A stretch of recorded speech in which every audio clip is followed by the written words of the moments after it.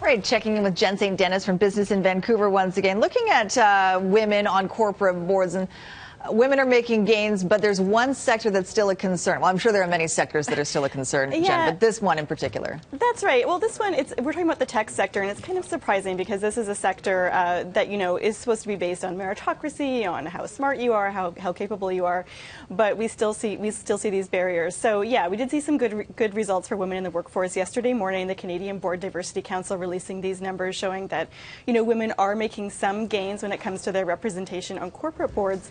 But Catalyst Canada, which is another organization that focuses on women in the workforce, recently released a report on women in tech.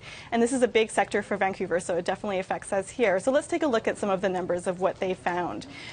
So they found that women with MBAs who started off in tech, only 53% of them ended up leaving. That compares to 31% of men with similar levels of education who did the same thing, who started off in tech but ended up leaving. So really wide gap there. And Catalyst Canada says that this high turnover is creating a problem because it means that there's a lack of female mentors. And mentors are really important to help people advance through their career. Now, some of the women that we talked to for this story talked about going to tech conferences where there was really only a handful of women. One woman we spoke to said that an investor told her that she would need a male co-CEO to help her run her company.